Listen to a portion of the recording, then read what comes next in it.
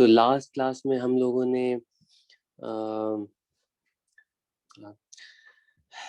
Equivalent resistance जल्दी calculate करने के लिए दो मेथड सीखे थे।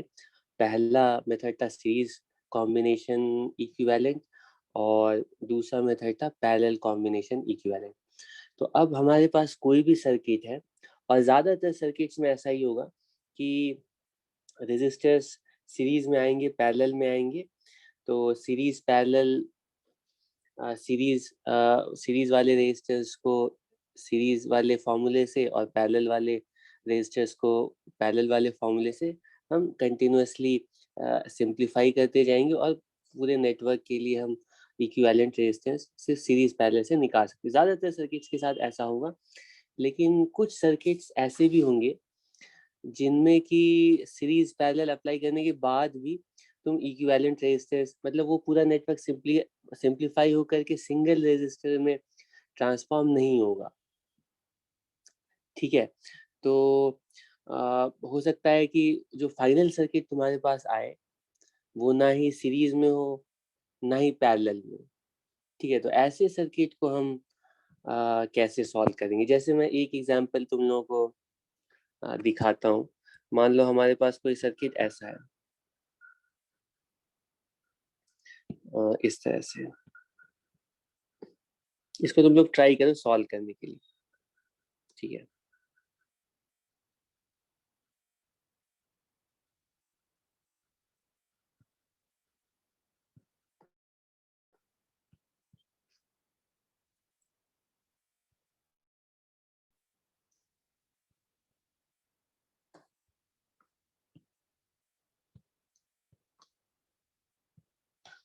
ठीक है, ये सर्किट है, इस तरह का नेटवर्क है, सारे रेजिस्टर्स 1 ओम के हैं और पूछा गया है कि ऐसे नेटवर्क के लिए इक्विवेलेंट रेजिस्टेंस कैलकुलेट करो। तो तुम ट्राई करोगे, ठीक है, कितना भी ट्राई करोगे, इसमें तुम डायरेक्टली देख के बता सकते हो इसमें कोई भी दो रेजिस्टर ना ही सीरीज में है, कोई भी दो रेजिस्टर ना ही पैरेलल में। तो ऐसे सर्किट्स को हम ऐसे सर्किट सीरीज पैरेलल अप्लाई करने के बाद भी सिंप्लीफाई नहीं होंगे। ठीक है, तो ज़रूरी नहीं कि ये सीरीज पैरेलल ये मतलब ये हर सर्किट के लिए हमेशा काम करेगा, लेकिन ज़्यादातर सर्किट्स में तुम सीरीज पैरेलल अप्लाई करके इक्विवेलेंट रेजिस्टेंस कैलकुलेट कर पाओगे। ठीक है, तो एक क्वेश्चन हम और ट्राई करते हैं।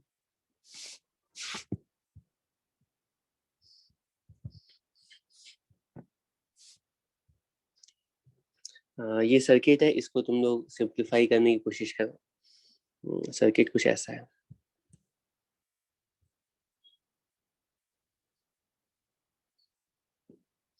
अच्छा, जो कल वाला सर्किट दिया था उसको तो सिंप्लीफाई कर लिया था तुम? अच्छा, वो तो मैंने ही सॉल्व कर दिया था। चलो और सॉल्व करते हैं।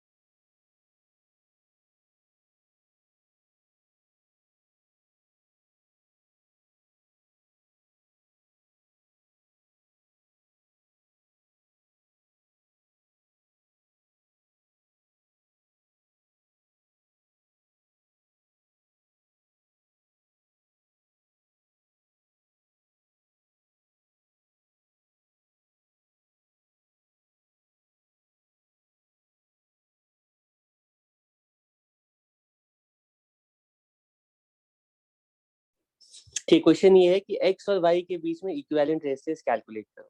मतलब इस बार हम क्या कर रहे हैं ना, ये x के साथ और y इन दोनों के बीच में बैटरी कनेक्ट कर रहे हैं और इक्विवेलेंट रेजिस्टेंस कैलकुलेट कर रहे हैं।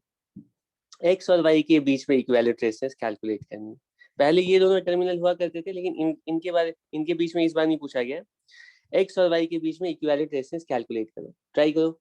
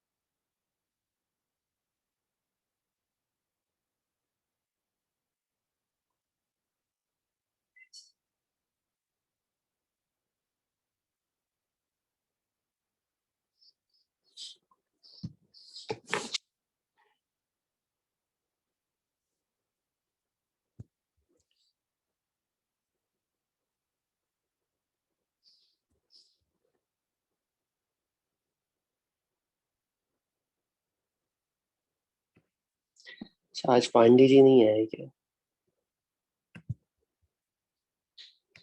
ठीक है, इसको सॉल्व करते हैं। ये तो क्वेश्चन सिंपल है। इसमें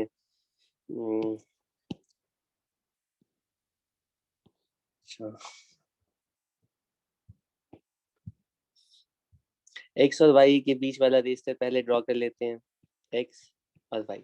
ठीक है, उसके बाद एक एक करके स्टार्ट करते हैं। मान लो ये ए पॉइंट है, बी पॉइंट है, तो ये ए वाला जो पॉइंट है, इसको हम थोड़ा इधर की तरफ ऐसे पुल करते हैं। तो सर्किट की जो शेप होगी वो कुछ ये ऐसे, ये ऐसे हो जाएगी। ठीक, और इसको इधर पुल करेंगे तो ये सर्किट कुछ ऐसा हो जाएगा। ठीक है, इमेजिन कर पा रहे हो? ठीक है, तो एक्स और ए के बीच में एक रेजिस्टर आ रहा है। ठीक है, और फिर अभी हम क्या कर रहे हैं ना, यहाँ से एक्स से लेकर ए ट्रैवल कर रहे हैं, यहाँ से यहाँ। ठीक है, अब उसके बाद ए से वाई ट्रैवल करते हैं, तो ए से वाई ट्रैवल करने में और एक रेजिस्टर आता है, 1 ओम। ठीक है, कुछ ऐसा होगा नेटवर्क। ये वाला जो पार्ट है यहाँ से यहाँ तक, ये हमने कंप्लीटली ड्रॉ कर लिया। अब बचा हुआ है दूसरा वाला पार्ट। तो उस दूसरे पार्ट में तो ये दिख ही रहा है कि ये जो बी पॉइंट है, ये जो बी पॉइंट है और एक्स पॉइंट है, ये दोनों सेम ही पॉइंट है। इन दोनों का पोटेंशियल सेम होगा, क्योंकि इन दोनों पॉइंट्स के बीच में कंडक्टिंग वायर लगाया हुआ है। ठीक है, तो बी पॉइंट को यहाँ से उठाते हैं कि बी पॉइंट को यहाँ से उठाते हैं और फिर एक्स के साथ ज्वाइन कर देते हैं। तो ये वाला जो रेजिस्टर है, ये इस तरह से उठते उठते ये पलट करके पैरेलल में एक्स और वाई के बीच में आ जाएगा। मतलब कि कुछ इस तरह का होगा। ठीक है, ये जो बी पॉइंट था वो यहाँ पे पहुंच गया। यही सर्किट है। अब ये सर्किट सिंपल है। एक्स और वाई के बीच में इक्विवेलेंट रेजिस्टेंस कैलकुलेट करनी है। सारे रेजिस्टर सीरीज या पैरेलल में ही एग्जिस्ट कर रहे हैं।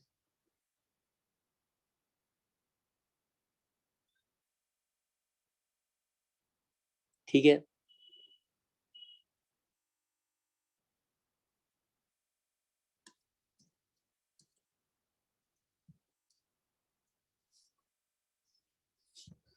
तो इक्विवेलेंट रेजिस्टेंस की वैल्यू कितनी हो जाएगी? ये नीचे 1 2 और ऊपर 1, 1 ओम 1 ओम 2 ओम। ठीक है, ये एक्स और वाई, और इनकी इक्विवेलेंट रेजिस्टेंस कितनी होगी कैलकुलेट कर लोगे तो पैरेलल वाला फॉर्मूला अप्लाई करके इसका आंसर आ जाएगा कितना। ये दोनों मिलकर के हाफ हो गए और ये 2 है, और 2 और हाफ के लिए कैलकुलेट करेंगे तो कितना आएगा आंसर इक्विवेलेंट रेजिस्टेंस? ये आएगा 2/5। सही है, इसको चेक कर लो। कितना सबका आ रहा है?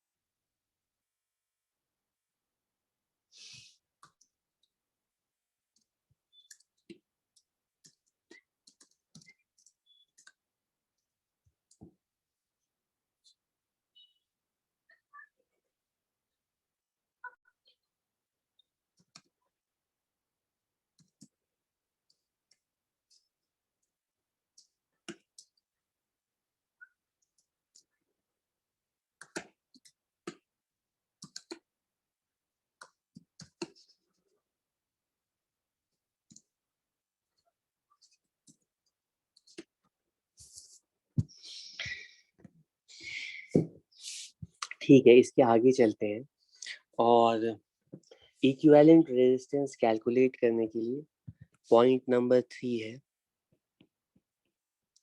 Wheatstone bridge. तीसरा मेथड जिसको यूज करके हम इक्विवेलेंट रेजिस्टेंस जल्दी कैलकुलेट कर सकते हैं वो है व्हीट स्टोन ब्रिज मेथड। ठीक है, व्हीट स्टोन ब्रिज मेथड क्या कहता है इसको अच्छे से समझ लो। वैसे तो 5 मिनट है हमारे पास, तो काम करता हूँ एक और क्वेश्चन कर लेते हैं ताकि हम 9 बजे के बाद ही स्टार्ट करें।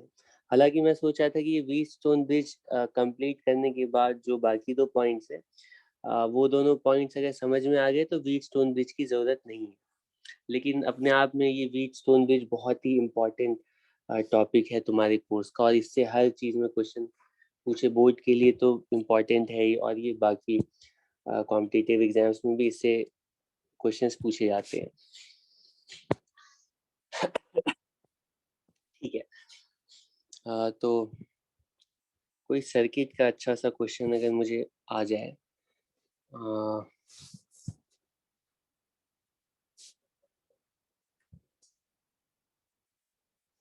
नहीं, ये बोर्ड इन द सेंस की जो 12th का इंडिया में जो करिकुलम है +2 का, उसमें इलेक्ट्रोमैग्नेटिज्म में करंट इलेक्ट्रिसिटी में ये व्हीट स्टोन ब्रिज वाला जो टॉपिक है एक इम्पॉर्टेंट टॉपिक माना जाता है, समझे। तो इसीलिए मैं सीबीएसई हूँ।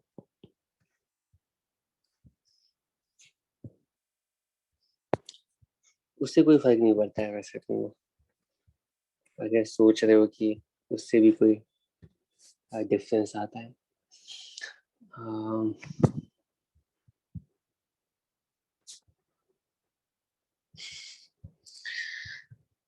हाँ, आईआईटी भी मैंने दिया था और सारे एग्जाम्स दिए थे, एम्स भी दिया था, नीट भी दिया था, और मेरा नीट में प्रीलिम्स भी निकला था। और आईआईटी में मेरे साथ प्रॉब्लम ये थी कि मैंने पढ़ाई नहीं की थी, और मुझे पढ़ाई करने आया था मैं अकेला, मतलब हॉस्टल में कोचिंग के लिए अलग से गया था, और उस कोचिंग में मैंने कभी क्लास ही नहीं अटेंड की, नंबर सब हटा दिए अपने जो घर पे रिपोर्टिंग होती, और मैंने क्लास बिल्कुल बिल्कुल छोड़ दी। तो मैथ्स और फिजिक्स में मुझे क्लास की जरूरत नहीं पड़ी, वो तो मैं ऐसे ही स्कोर करता था सबसे ज्यादा। पहले के जितने भी टेस्ट होते थे उसमें मेरा स्कोर सबसे ज्यादा होता था, मतलब पहला दूसरा कभी तीसरा ऐसा भी होता था। लेकिन केमिस्ट्री, जो फिजिकल केमिस्ट्री है वो तो मैंने कर ली, लेकिन उसके बाद इनऑर्गेनिक और ऑर्गेनिक आई वो मैं नहीं कर पाया, क्योंकि उसके लिए बहुत ज़्यादा एफर्ट लगाना पड़ता है, उसके लिए अलग से अगर नहीं पढ़ो तो जल्दी जल्दी जैसे मैथ्स और फिजिक्स में हो जाता है काम, वैसे नहीं होता है। तो इसी वजह से केमिस्ट्री में मेरे बहुत ही कम नंबर है, जिसकी वजह से मेरी रैंक जो है ये जो अभी जो जेई मेंस है उसमें भी पीछे आई थी। लेकिन एनआईटी वगैरह मिल रहे थे, जो बहुत अच्छे आई एनआईटीज नहीं है उसमें, और आईआईटी में तो हुआ ही नहीं। तो लेकिन मेरे एएमयू घर पे हो गया, तो मैं सोचा कि आराम से यहीं एएमयू में लेके पढ़ाई करता हूँ। तो ये यूनिवर्सिटी और यूनिवर्सिटी का जो कल्चर होता है वो कॉलेज।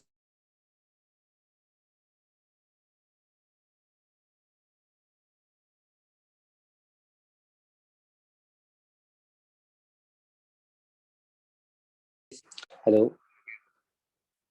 ठीक है, ठीक है, मैं आप। हाँ, तो मुझे बस 1 मिनट दो, मुझे एक पैकेज बाहर मुझे देना है, और उसके बाद हम 9 बजे से क्लास स्टार्ट करते हैं।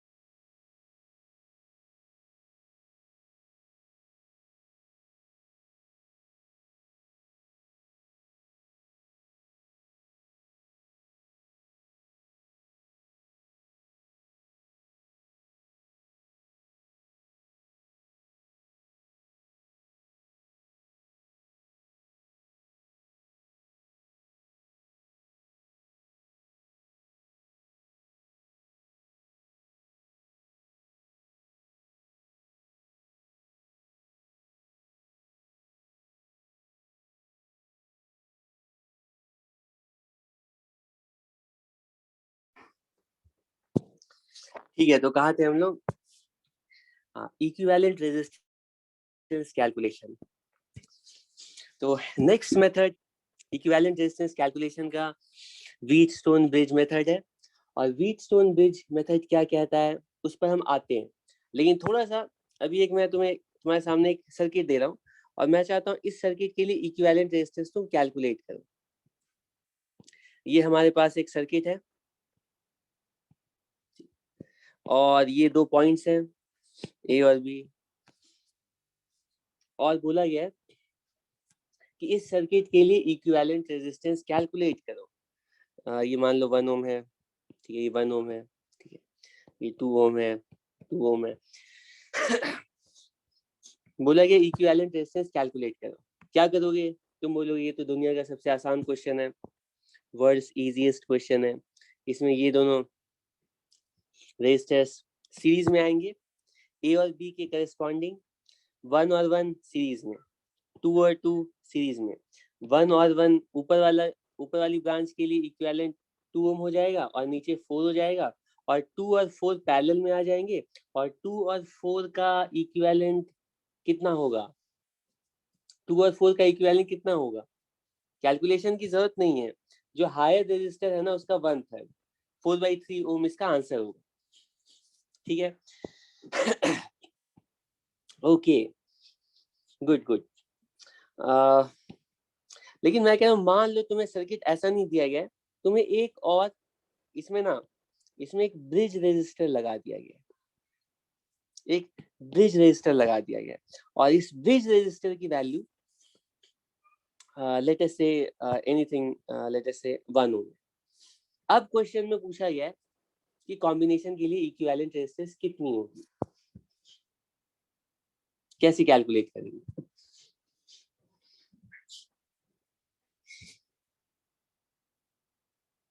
या मैं रेजिस्टर्स अपनी मर्जी से चूज कर लेता हूँ, ठीक है, रेजिस्टेंस अपनी मर्जी से। इसमें तो तुम लोग याद करके आए हो तो कुछ भी बता दोगे, तो मैं कह रहा हूँ ये 1 ओम है, 2 ओम है, 3 ओम है, और ये 4 ओम है। अब यहाँ पे 5 ओम। अब पूछा गया है कि इक्विवेलेंट रेजिस्टेंस की वैल्यू कितनी होगी, कैसे सॉल्व करेंगे, क्या सॉल्यूशन है तुम्हारे पास? जैसे ही ये मैं ब्रिज रेजिस्टर लगाता हूँ, तुम देख सकते हो यहाँ पे कोई भी रेजिस्टर ना ही सीरीज में है ना ही पैरेलल में है। तो ऐसे सर्किट के लिए इक्विवेलेंट रेजिस्टेंस हम डायरेक्टली नहीं बता सकते, मतलब सीरीज पैरेलल से नहीं बता सकते। लेकिन एक मेथड तो हमारे पास ऑलरेडी है, ओम्स लॉ वाला, मतलब ए और बी के बीच में बैटरी कनेक्ट करो और करंट सर्किट को सॉल्व करके पता लगाओ। ठीक है, तो ए और बी के बीच में नॉन वोल्टेज की बैटरी कनेक्ट करो और सर्किट को सॉल्व करके बैटरी से कितना करंट पास होगा कैलकुलेट करो। तो V और I पता चल गया, तो V अपॉन I ये तो इक्विवेलेंट रेजिस्टेंस होगा ही। ऐसे तो हम हर सर्किट के लिए इक्विवेलेंट रेजिस्टेंस कैलकुलेट कर सकते हैं, ठीक है। लेकिन क्या कोई दूसरा मेथड हो सकता है? ठीक है। 1 और 2 सीरीज में इसलिए नहीं है क्योंकि सीरीज में होने का की कंडीशन है कि इन दोनों में से सेम करंट जाना चाहिए, ठीक है। ये जो यहाँ से करंट निकलेगा वो यहाँ पे डिवाइड होगा, कुछ इधर जाएगा, तो ये दोनों रेजिस्टर सीरीज में नहीं कहलाएंगे। सीरीज में तब कहलाते हैं, ठीक है, तब कहलाते हैं जब 2 ओम 1 ओम सीरीज में तब कहलाते हैं दोनों का एक तो कॉमन पर हो, बाकी दोनों अलग अलग पोटेंशियल पर हो। ये कोई अलग पोटेंशियल है, ये मान लो 10 वोल्ट पर है, ये मान लो 5 वोल्ट पर है, और इसके बीच वाला जो है ये कॉमन पोटेंशियल पर, वो कुछ भी 7 या 8 कुछ भी हो सकता है। लेकिन लेकिन सीरीज की कंडीशन ये होती है कि सीरीज में हमेशा रेजिस्टर्स में करंट सेम होता है और वोल्टेज अलग अलग होता है, ठीक, करंट सेम, और दोनों में जो वोल्टेज है वो डिफरेंट होगा, ठीक है। तो यहाँ पे दोनों में करंट सेम होगा ये नहीं कह सकते हैं, ठीक है। सीरीज में तभी कहलाते हैं दो रेजिस्टर्स जब दोनों इस तरह से कनेक्टेड हो कि दोनों में करंट भी सेम पास हो, ठीक है। तो ये दोनों रेजिस्टर सीरीज में नहीं है अभी, तो इनको तुम एक रेजिस्टर से रिप्लेस करके 3 ओम नहीं लिख सकते हो, ठीक है, और वो तुम थोड़ा देख करके भी पहचान सकते हो, ठीक है।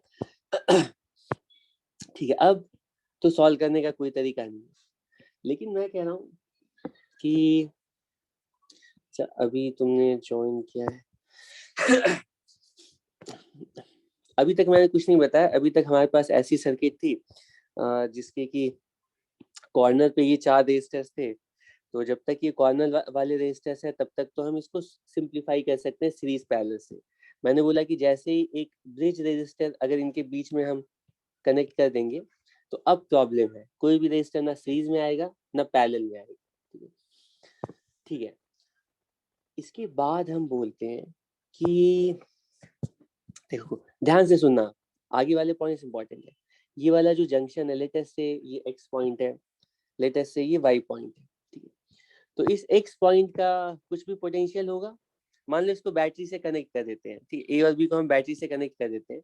तो बैटरी से कनेक्ट करने के बाद ए कुछ हायर वोल्ट पर चला जाएगा, मान लो +12 पर, और ये 0 वोल्ट पर आ गया। ठीक है, तो अगर ए और बी के बीच में हमें इक्विवेलेंट रेजिस्टेंस कैलकुलेट करनी है, तो इसका मतलब ए वाला जो है ना, मान लो ए को हम हायर पोटेंशियल से कनेक्ट करते हैं, तो ए वाला जो है हायर पोटेंशियल पर आ गया, बी वाला लोअर पोटेंशियल पर आ गया।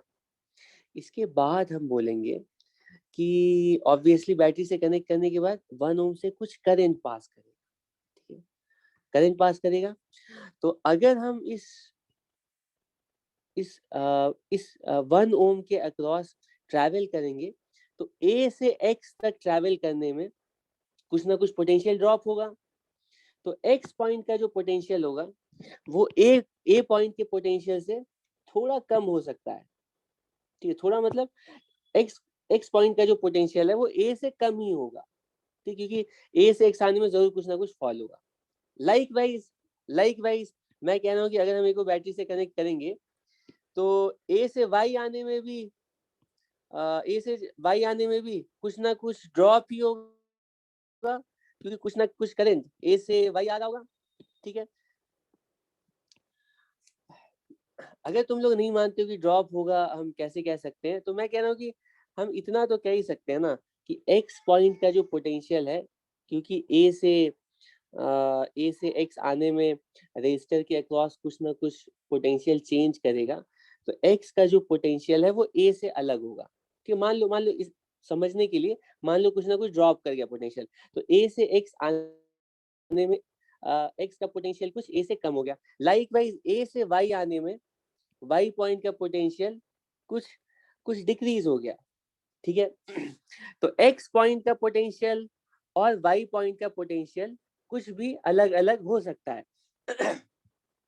ठीक है, मैं कह रहा हूं कि अगर एक्स पॉइंट का पोटेंशियल और वाई पॉइंट का पोटेंशियल अलग अलग है, ध्यान से सुनना, और यही यही प्रिंसिपल है व्हीटस्टोन ब्रिज के ऑपरेशन का।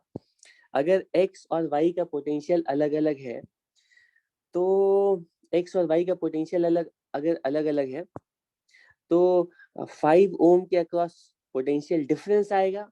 और जब भी किसी रेजिस्टर के अक्रॉस पोटेंशियल डिफरेंस आता है, ओम्स लॉ कहता है करंट पास करेगा। तो इस रेजिस्टर के अक्रॉस पोटेंशियल डिफरेंस के अकॉर्डिंग कुछ ना कुछ करंट आएगा।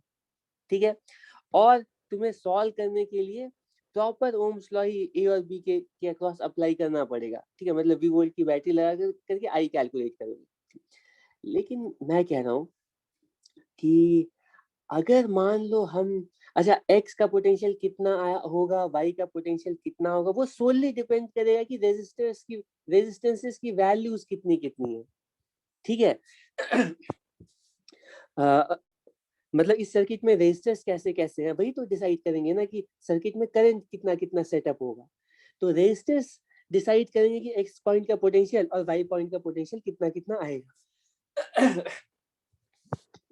मैं कह रहा हूं कि अगर हम किसी तरह से, ध्यान से सुनना, अगर हम किसी तरह से अपना सर्किट इस तरह से डिजाइन करें कि ए से एक्स आने में जितना पोटेंशियल चेंज कर रहा है, ए से वाई आने में भी सेम पोटेंशियल चेंज करे। मान लो ए से एक्स आने में अगर 5 वोल्ट का ड्रॉप हो रहा है, तो ए से वाई आने में भी 5 वोल्ट का ड्रॉप हो जाए।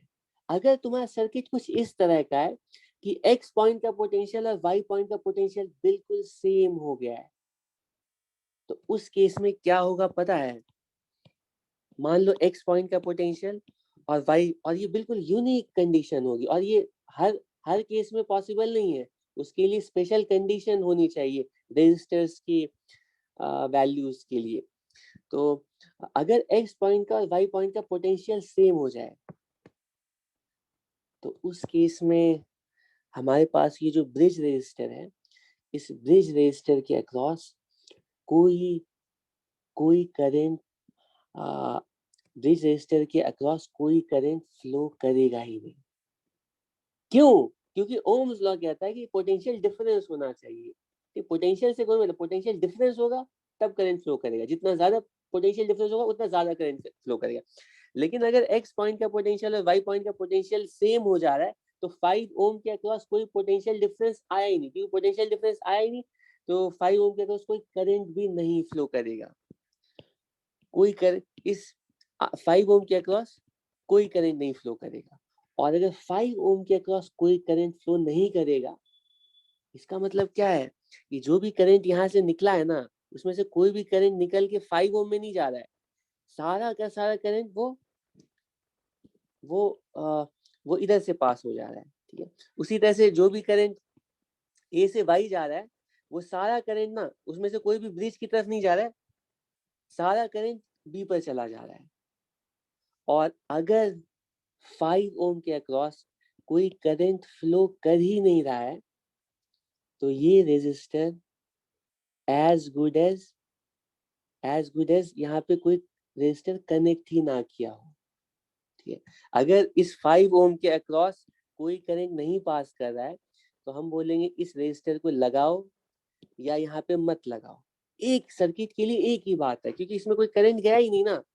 जब करंट नहीं गया है तो क्या चेंज होगा? तो तुम ये बीच वाले रेजिस्टर को लगा के रखो, हटा दो, कोई फर्क नहीं पड़ता है।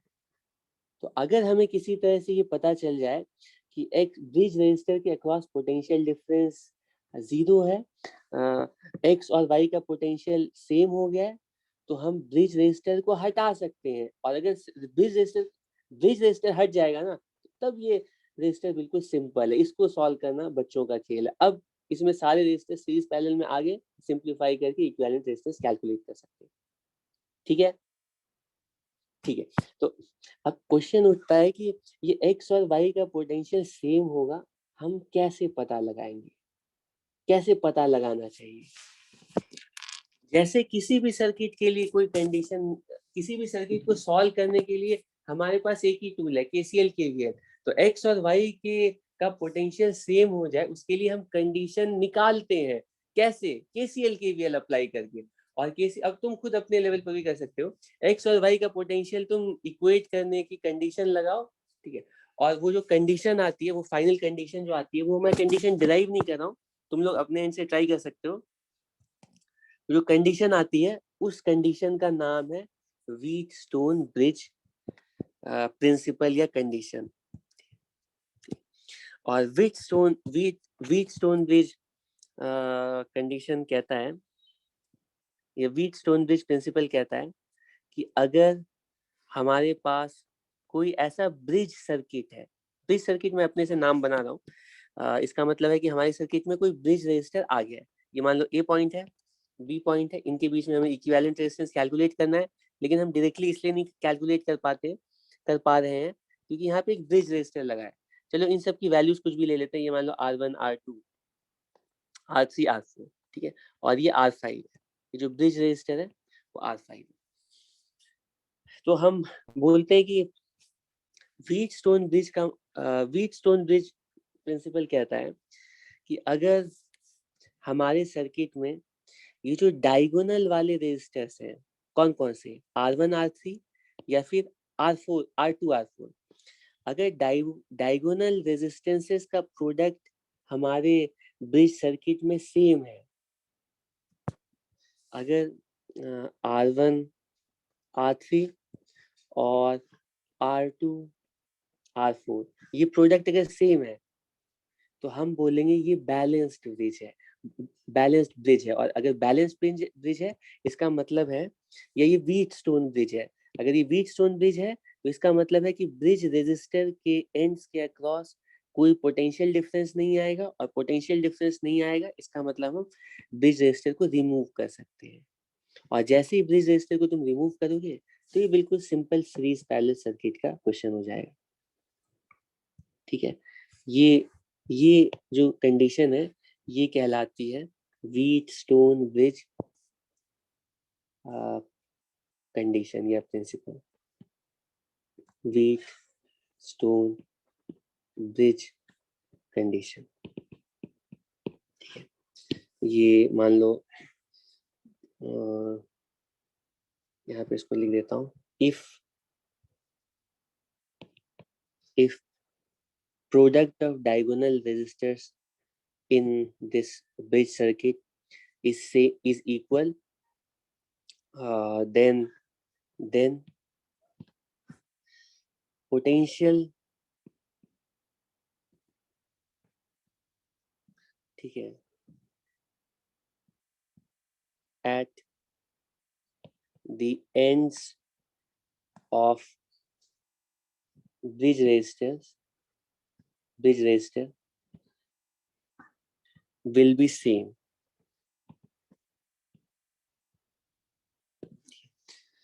और अगर potential difference across the bridge resistor is 0, then there will be no current across R5 and we can remove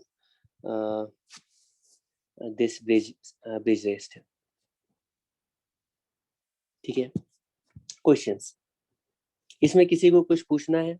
बहुत सिंपल है, हम कंडीशन निकालते हैं कि किस कंडीशन से इस x पॉइंट का और y पॉइंट का पोटेंशियल सेम हो जाए। x पॉइंट का और y पॉइंट का पोटेंशियल सेम होने के लिए कंडीशन आती है कि डायगोनल रेजिस्टर्स का जो प्रोडक्ट है वो सेम हो जाए। अब ये जो कंडीशन है ना, इसको बहुत जगह ऐसे भी लिखा जाता है, या इसको मैं दूसरी पेज में दिखाता हूँ। मतलब हमारे पास ये जो ब्रिज रेजिस्टर है, R1 R2 R3 R4 और यहाँ बीच में ही ब्रिज रेजिस्टर है R5। हाँ, एक मिनट में बता रहा हूँ।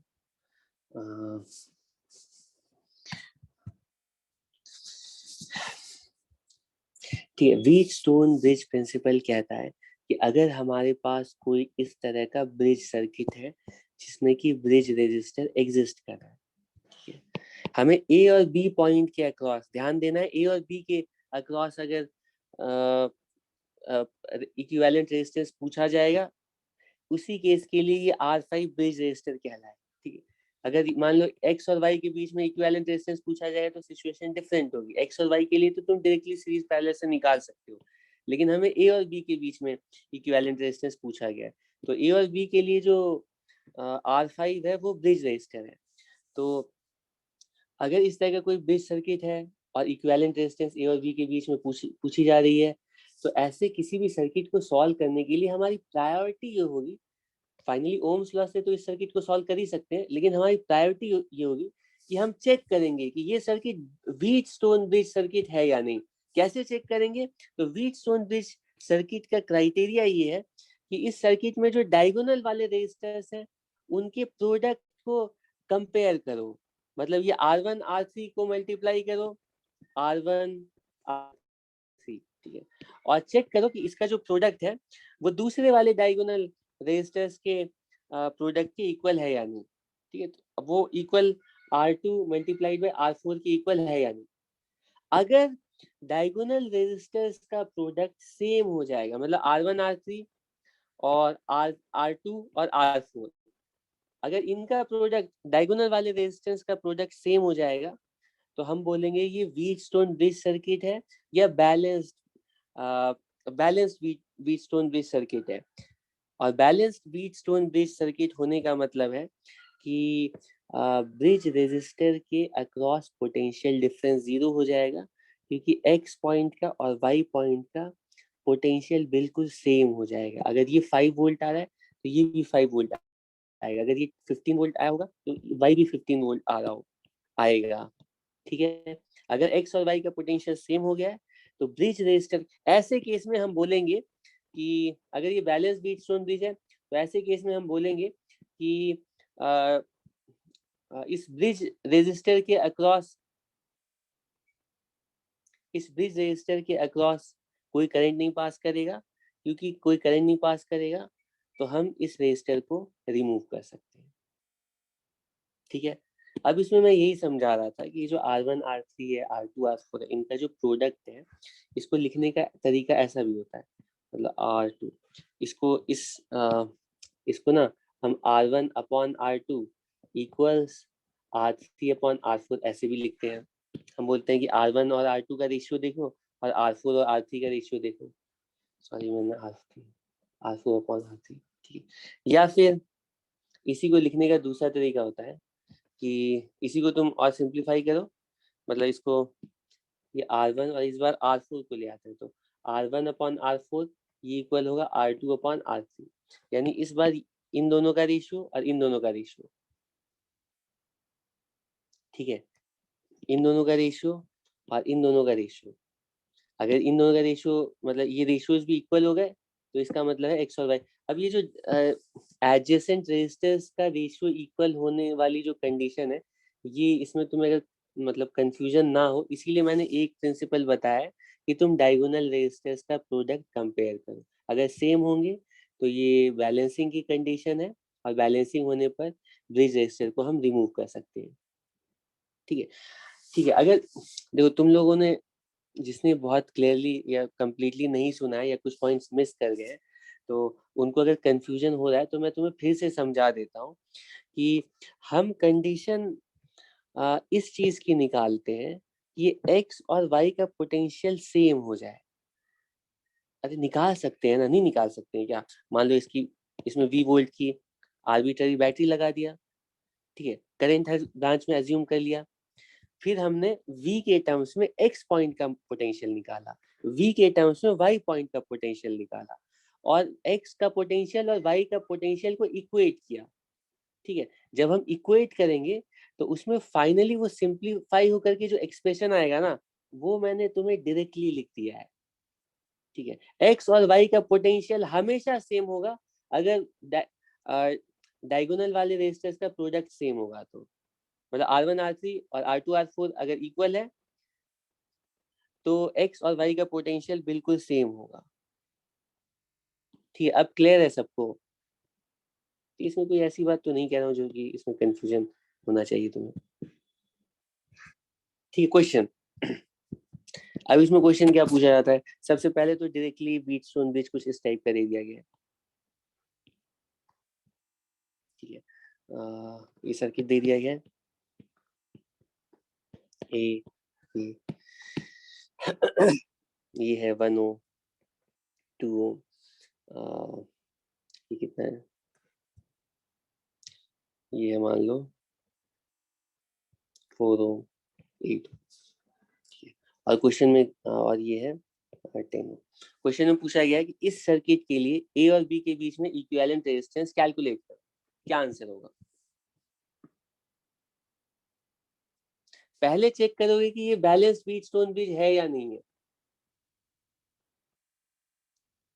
कि बैलेंस व्हीटस्टोन ब्रिज है या नहीं है।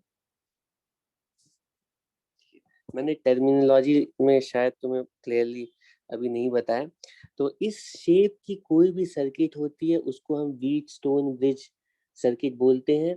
और अगर ये Wheatstone bridge circuit Wheatstone bridge condition को भी सेटिस्फाई करता है तो उसको हम बैलेंस्ड व्हीटस्टोन ब्रिज सर्किट बोलते हैं। तो तुम चेक करोगे कि ये बैलेंस्ड व्हीटस्टोन ब्रिज सर्किट है या नहीं। बैलेंस्ड व्हीटस्टोन ब्रिज सर्किट होने के लिए डायगोनल रेजिस्टर्स को देखो, तो चेक करो डायगोनल रेजिस्टेंस तो सेम है ना। ये 1 और 8, ये 8 हो गया, और 2 और 4 ये भी 8 हो गया। डायगोनल रेजिस्टेंस का जो प्रोडक्ट है वो सेम है, इसका मतलब ये बैलेंस व्हीटस्टोन ब्रिज है। मतलब कि 10 ओम के अक्रॉस कोई करंट नहीं पास करेगा, तो इसको हटा देंगे तो सर्किट में कोई चेंज नहीं आएगा। और ये वाला सर्किट और जो पिछला सर्किट था वो सेम ही है, तो इक्विवेलेंट रेजिस्टेंस की वैल्यू इस केस में कितनी होगी? जितनी इसमें होगी उतनी ही ब्रिज वाले सर्किट के लिए होगी। और इस वाले के लिए हम सिर्फ सीरीज बैलेंस से कैलकुलेट कर सकते हैं। तो ऊपर वाले पार्ट के लिए इक्विवेलेंट रेजिस्टेंस 3 ओम, नीचे 12 ओम, 3 और 12 का इक्विवेलेंट निकालोगे, 3 multiplied by 2, 12, R1 R2 upon R1 plus R2, तो ये वैल्यू होगी 12/5 ओम। कोई प्रॉब्लम है इसमें? ठीक है, नेक्स्ट क्वेश्चन है। अब ये क्वेश्चन कई बार मैं दे चुका हूँ, तो और एक बार ले लो, क्या फर्क पड़ता है। ये है सर्किट हमारा,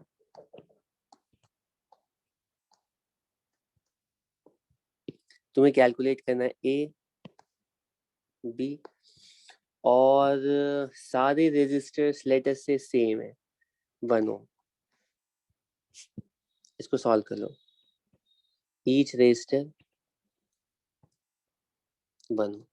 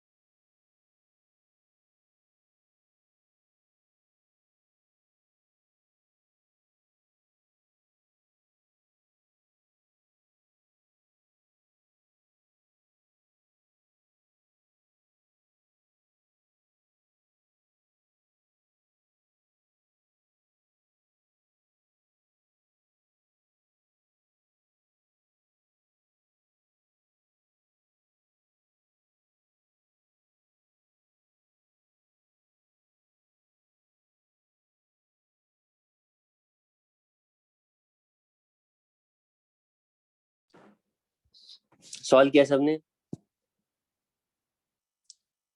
कितना आंसर आ रहा है? Good good good good good good good. Ashiq, very good. ठीक है, इसको सिंप्लीफाई करते हैं, और सिंप्लीफाई करने के लिए फिर से इसमें ये काम कई बार कर चुके हैं। पहले मैं जानबूझ करके एक्स और वाई के बीच वाला पार्ट ड्रॉ कर रहा हूँ। ये एक्स पॉइंट है और ये वाई पॉइंट है, और एक्स और वाई के बीच में तो एक रेजिस्टर है ही।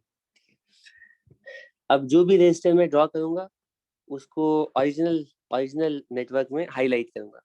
तो पहले हम एक्स से ए जाते हैं, फिर ए से वाई जाते हैं। ठीक है, तो पहले हम सोचते हैं कि एक्स से ए जाने में ना हमें एक रेजिस्टर मिलेगा, तो एक्स से ए जाने में एक रेजिस्टर मिलेगा, ए तक पहुंच गए। ठीक है, इस पार्ट को ड्रॉ किया हमने, थोड़ा सा इसको इमेजिन करो, फोल्ड कर रहे हैं। ठीक है, और फिर ए से वाई जाने में एक और रेजिस्टर वैसा ही 1 ओम मिलेगा। ए से वाई आ गए, 1 ओम मिल गया। इस पार्ट के लिए सर्किट कंप्लीट हो गया। लाइक वाइज नीचे वाले पार्ट के लिए वाई से बी जाएंगे तो एक रेजिस्टर 1 ओम का, वाई से बी पहुंच गए। लेकिन अब बी से एक्स जाएंगे तो फिर से दोबारा एक और रेजिस्टर हमें मिलेगा। ठीक है,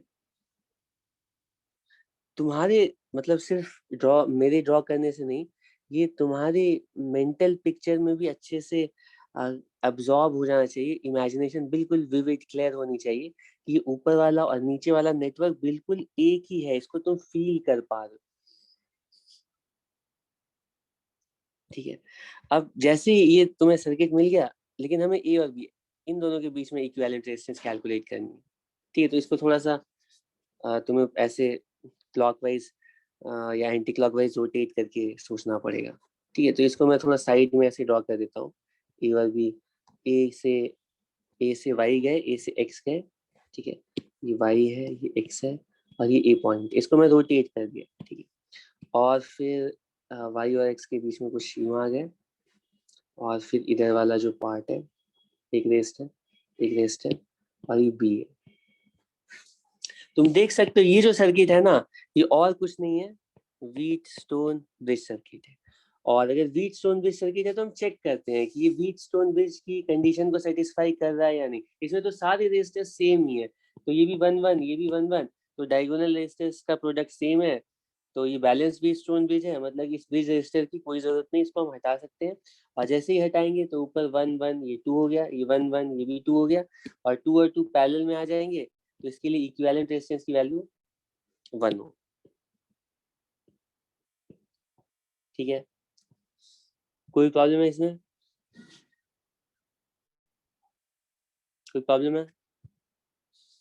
ठीक है, एक और सर्किट ले लेते हैं छोटा सा।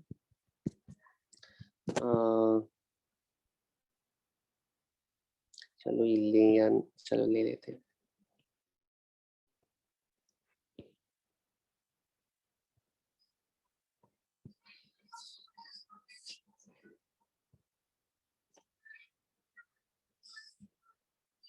चलो छोड़, इसको मैं बाद में लूंगा ही। ठीक है, तो व्हीटस्टोन ब्रिज के और भी बहुत सारे, मान लो ऐसा कोई सर्किट आ गया, चलो ठीक है।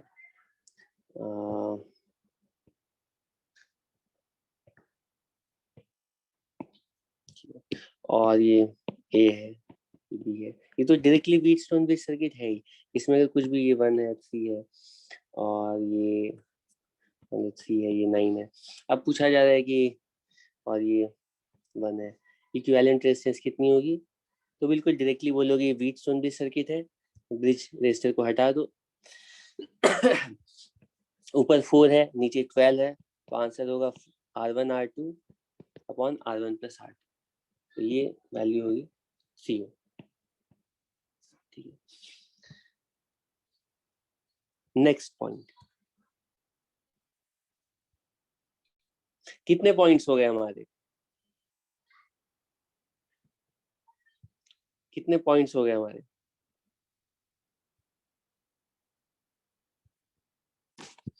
3। Okay okay. फोर्थ पॉइंट है, फोर्थ पॉइंट कहलाती है Y axis symmetry. Fourth point कहलाती है, मतलब नेटवर्क की इक्विवेलेंट रेजिस्टेंस कैलकुलेट करने के लिए शॉर्टकट ट्रिक्स हम बना रहे हैं, उसमें से जो चौथी शॉर्टकट ट्रिक है उसका नाम है वाई एक्सिस सिमेट्री। अब वाई एक्सिस सिमेट्री क्या है, इसको कैसे अप्लाई किया जाता है समझने के लिए पहले वाई एक्सिस होता क्या, एक्स एक्सिस क्या होता है वो समझ लो। तो मैं एक एग्जाम्पल ही लेता हूँ, एक सर्किट ही लेता हूँ, और इस सर्किट को हम प्रॉपरली सॉल्व करने जा रहे हैं। ठीक है, हमारे पास सर्किट कैसा है, कुछ इस टाइप का है। लेट अस से ये सर्किट है हमारे पास, सर्किट हमारे पास ये है एक, ठीक है।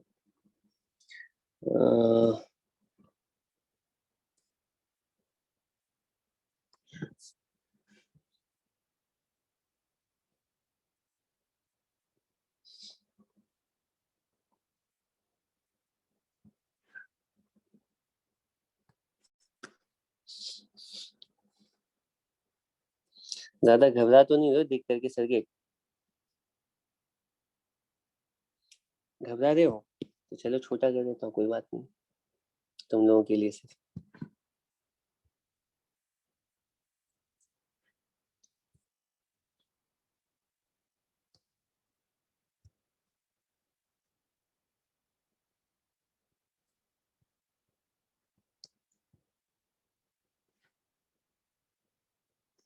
ठीक है,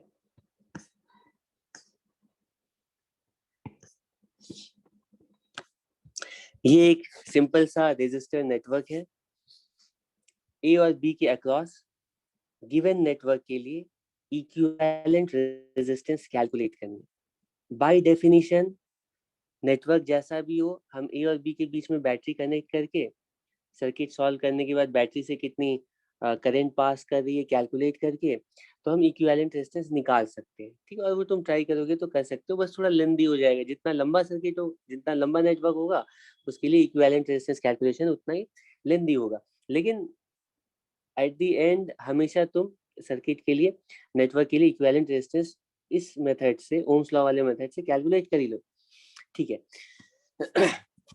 वाई एक्सिस सिमेट्री वाला मेथड क्या है, कैसे अप्लाई करते हैं? तो सबसे पहले वाई एक्सिस एक्स एक्सिस इस रेजिस्टर नेटवर्क में कहाँ से आ गया, वो तो हम कोऑर्डिनेट सेट करने के लिए, पॉइंट की पोजीशन के लिए, ट्रैजेक्टरी के लिए एक्स एक्सिस वाई एक्सिस लेते थे। ठीक है, किसी भी इलेक्ट्रिकल सर्किट में जैसे ही हमें टर्मिनल्स बता दिए जाते हैं, जिन टर्मिनल्स के अक्रॉस हमें इक्विवेलेंट रेजिस्टेंस कैलकुलेट करना है, तो उन दोनों टर्मिनल्स को तुम ज्वाइन कर दो। इन दोनों टर्मिनल्स को ज्वाइन कर दिया, ये वाली लाइन, दोनों टर्मिनल्स को ज्वाइन करने वाली जो लाइन होती है वो एक्स एक्सिस कहलाती है, ठीक है। और इस एक्स एक्सिस की जो परपेंडिकुलर बाइसेक्टर है ये वाली एक्सिस, ये वाई एक्सिस कहलाती है, ठीक है। एक्स एक्सिस वाई एक्सिस समझ गए। अब एक्स एक्सिस सिमेट्री का क्या मतलब है और वाई एक्सिस सिमेट्री का क्या मतलब है, ठीक है। तो एक्स एक्सिस सिमेट्री का मतलब होता है कि तुमने एक्स एक्सिस ड्रॉ किया और तुम्हारा नेटवर्क एक्स एक्सिस के अबाउट एक मतलब अपर हाफ में सर्किट जैसा है, अगर लोअर हाफ में भी सर्किट बिल्कुल सेम है, मतलब इनको फोल्ड करोगे ना तो ये दोनों ओवरलैप हो जाए, या फिर अगर यहाँ पर मान लो मिरर रखा हुआ है तो ऊपर वाला जो हाफ है नीचे वाले हाफ का मिरर इमेज हो जाए।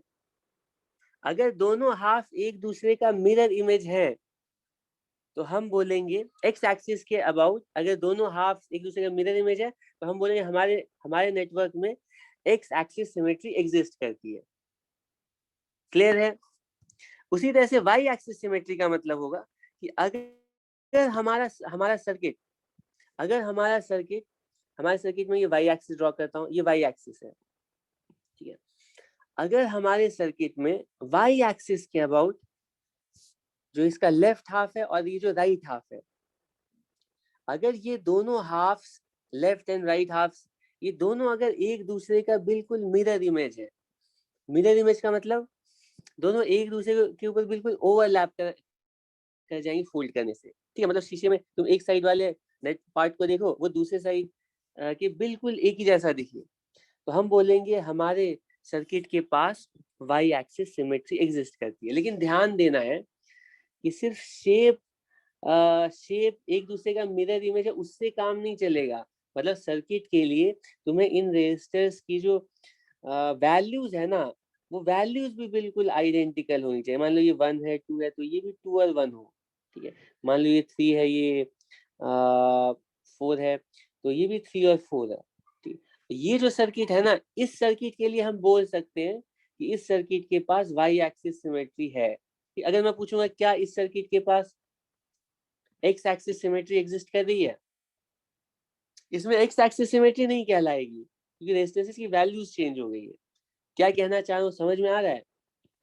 एनीवे हमारे क्वेश्चन में बताया गया है कि सारे रेजिस्टर्स की वैल्यू बिल्कुल सेम है, सारे रेजिस्टर्स आइडेंटिकल है, इनको यूज करके ऐसा नेटवर्क बनाया गया है। अगर सारे रेजिस्टर्स आइडेंटिकल है तो ऑब्वियसली इस सर्किट में एक्स एक्सिस सिमेट्री भी है, वाई एक्सिस सिमेट्री भी है, ठीक है। ठीक है। तो वाई एक्सिस अब आते हैं वाई एक्सिस सिमेट्री वाला पॉइंट क्या कहता है। वाई एक्सिस सिमेट्री वाला पॉइंट कहता है कि अगर हमारे नेटवर्क में वाई एक्सिस सिमेट्री एग्जिस्ट करती है, अगर हमारे नेटवर्क में वाई एक्सिस सिमेट्री एग्जिस्ट करती है तो ये पॉइंट कहता है, वाई एक्सिस सिमेट्री वाला जो पॉइंट है ये कहता है कि ऑल द पॉइंट्स, ठीक है, lying on the y-axis will have same potential, ठीक है। तो ये जो सिमेट्री वाला पॉइंट है ये ज्यादा कुछ नहीं कहता है, बस इतना कहता है कि मान लो तुम्हारी सर्किट में वाई एक्सिस सिमेट्री एग्जिस्ट करती है, मान लो इस सर्किट में वाई एक्सिस सिमेट्री एग्जिस्ट कर रही है, ठीक है, जैसे इस सर्किट में वाई एक्सिस सिमेट्री एग्जिस्ट कर रही है, ठीक है। तो ये पॉइंट कहता है कि इस वाई एक्सिस पे सर्किट के जितने भी पॉइंट्स होंगे, कौन से पॉइंट्स, ये वाला ये वाला ये वाला, इन तीनों पॉइंट्स का पोटेंशियल बिल्कुल सेम होगा, ठीक है। इस पॉइंट का इन तीनों पॉइंट्स का पोटेंशियल बिल्कुल सेम होना चाहिए, ठीक है। और और अगर इन तीनों पॉइंट्स का पोटेंशियल सेम होगा या सर्किट में अगर तुम्हें कोई भी ऐसे दो पॉइंट्स मिलते हैं जिनका पोटेंशियल सेम हो जाता है तो उन पॉइंट्स को अगर हम ज्वाइन कर देंगे तो सर्किट में कोई चेंज नहीं आएगा, अगर ज्वाइन किए हुए हैं तो उनको सेपरेट कर देंगे, सर्किट में कोई चेंज नहीं आएगा। ठीक है, अगर हमें सर्किट में पता चल जाता है कि दो पॉइंट का पोटेंशियल सेम है, तो उनको ज्वाइन करो, सेपरेट करो, कोई फर्क नहीं पड़ता है, सर्किट में सर्किट सेम रहेगा, तो इक्विवेलेंट रेजिस्टेंस भी सेम रहेगा। ठीक है, तो मैं इसको लिख देता हूँ कि अगर सेम पोटेंशियल है, if two points have same potential, if two points have same potential, ठीक है, there will be no change in the circuit if we join the 2 points, or separate them या isolate them,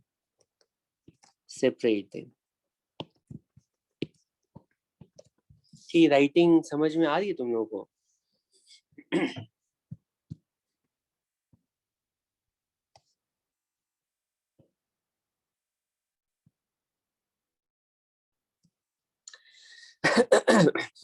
ठीक है, तो अब तो इस सर्किट को सॉल्व करते हैं, सॉल्व करना स्टार्ट करते हैं, यहीं पे सॉल्व कर लेते हैं, यहीं पे सॉल्व कर लेंगे तो अच्छा है। ठीक, ये वाला पॉइंट तुमने नोट कर लिया।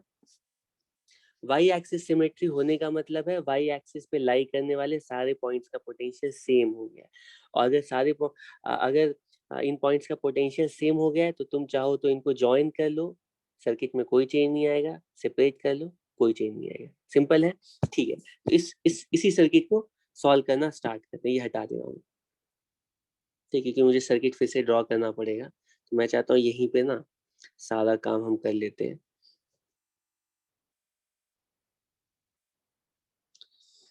ठीक है, तो सबसे पहला काम करते हैं कि ये सर्किट है, और इस सर्किट को देख करके तुम्हें समझ में आ गया है कि इस सर्किट वाई एक्सिस सिमेट्री इस सर्किट में एग्जिस्ट कर रही है।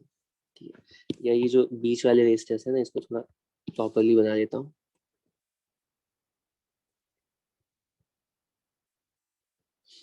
वाई एक्सिस सिमेट्री एग्जिस्ट कर रही है, और अगर वाई एक्सिस सिमेट्री एग्जिस्ट कर रही है तो ये वाला पॉइंट, ये वाला पॉइंट, ये वाला पॉइंट बिल्कुल सेम पोटेंशियल पर होगा।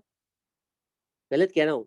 अगर सेम पोटेंशियल, अच्छा ये जो पॉइंट है ना, ये वाला जो पॉइंट है, सबसे ऊपर वाली ब्रांच को देखो, ये वाला जो पॉइंट है ये रेजिस्टर के बीच का पॉइंट है। तो ऐसा करते हैं, क्योंकि ये बीच का पॉइंट है और रेजिस्टेंस लेंथ की प्रोपोर्शनल होती है, तो हम ऐसा मान सकते हैं इस पॉइंट के लेफ्ट में जो रेजिस्टेंस है ये R/2 है, और ये भी R/2 है। ये सारे रेजिस्टेंस R, सबकी रेजिस्टेंस स्मॉल r है, और नीचे भी जो रेजिस्टर है ना उसको दो पार्ट में ड्रॉ कर देता हूँ ताकि थोड़ा समझाना आसान। R/2 है या R/2 है, और सारे रेजिस्टर्स जो है ना R की है। ठीक है, ठीक है, मैं कह रहा हूँ कि अगर ये तीनों रेजिस्टर्स वाई एक्सिस पे लाई करने वाले सेम पोटेंशियल पर है, तो इनको हम ज्वाइन कर देंगे तो कोई डिफरेंस नहीं आएगा, तो ज्वाइन कर दो।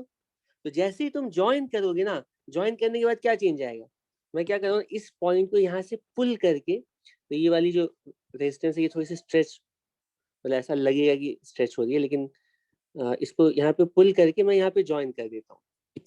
ठीक है, रेजिस्टेंस में मॉडिफाई नहीं कर रहा हूँ, इस पार्ट के लिए R/2 ही है, इस पार्ट के लिए R/2 ही है, और मैं जैसे इसको पुल करके यहाँ सेंटर पे ज्वाइन करूंगा तो ये सर्किट कैसा होगा तुम समझ रहे हो। ये जो R/2 वाला है ना वो कुछ ऐसे हो जाएगा, ठीक है, और ये जो दूसरा R/2 है वो कुछ यहाँ पे ऐसे हो जाएगा। ठीक है, उसी तरह से ये जो नीचे वाला पॉइंट है इसको हम सेंटर से ज्वाइन करेंगे, तो ये जो R/2 लेफ्ट साइड वाला R/2 है तो कुछ ऐसे यहाँ चला जाएगा, राइट साइड वाला जो R/2 है कुछ यहाँ पे चला जाएगा। ठीक है, और जैसे ही जैसे ये R/2 मतलब जैसे ही हम ज्वाइन करेंगे पॉइंट्स को, तो ये जो R/2 वाला रेजिस्टेंस है वो पहले से जो ये R रेजिस्टेंस है इसके साथ पैरेलल में आ जाएगा, उसी तरह ये R/2 इसके साथ पैरेलल में आ जाएगा, और फिर सारे रेजिस्टेंसेस तुम देख सकते हो ये सीरीज पैरेलल से सिंप्लीफाई हो जाएंगे। पिछला सर्किट और ये सर्किट सेम है, ये सबको क्लियरली दिख रहा है, इसको और ज्यादा एनलार्ज करके बनाओ। सबको यहाँ तक क्लियर है? अब क्या प्रॉब्लम है? अब सिंप्लीफाई करना स्टार्ट करते हैं। ये दोनों रेजिस्टर, इनके ये दोनों पैरेलल में है, इनकी इक्विवेलेंट रेजिस्टेंस कितनी होगी? अब तुम देख सकते हो इसमें रेजिस्टेंस जो है ना, ये एक मतलब एक रेजिस्टर जो है दूसरे का डबल है, तो जब भी 1:2 का रेशियो होता है तो उनकी इक्विवेलेंट क्या होती है? जो हायर रेजिस्टेंस है उसका 1/3 ले लो, तो इन दोनों को हटा करके हम एक रेजिस्टर लगा सकते हैं ऑफ इक्विवेलेंट रेजिस्टेंस R/3। ठीक है, और लाइकवाइज ये दोनों ये सब पैरेलल में है, तो इनको हटा करके एक रेजिस्टर लगा सकते हैं, और इन सब की रेजिस्टेंस कितनी होगी? R/3 R/3 R/3। ठीक है, R/3 R/3 R/3। अब जैसे ही R/3 हो गया, तो ये वाला, ये दोनों सीरीज में, ये दोनों सीरीज में, ये भी सीरीज में, ये भी सीरीज में, इन सारे सीरीज रेजिस्टर्स को की वैल्यू बताओ। R + R/3 कितना होगा? तुम लोग बोलते क्यों नहीं हो? 4R/3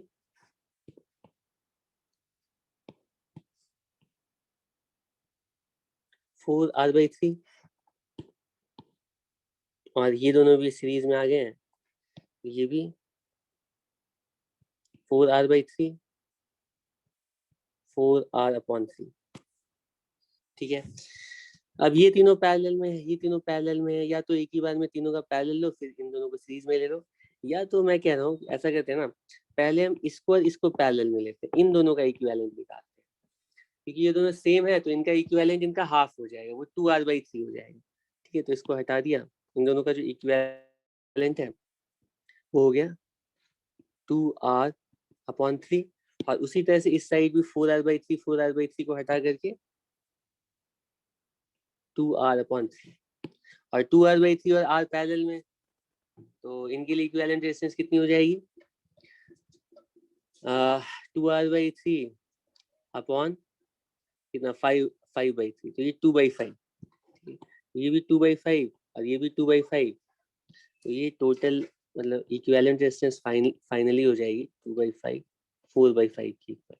तो इसको तुम सिंप्लीफाई करोगे, इक्विवेलेंट रेजिस्टेंस की वैल्यू होगी 4R/5। ये तुम्हारा आंसर होगा।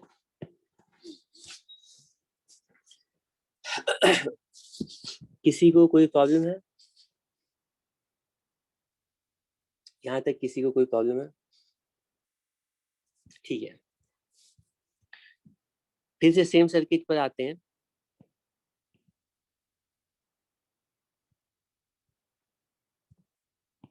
ठीक है, हमारे पास सेम सर्किट यहाँ पर है।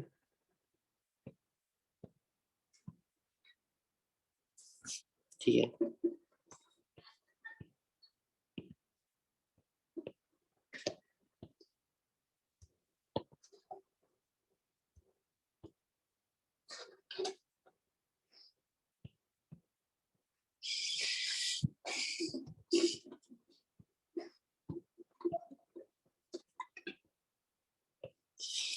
ठीक है, ये गिवन सर्किट है, ए और बी के बीच में इक्विवेलेंट रेजिस्टेंस कैलकुलेट करना है।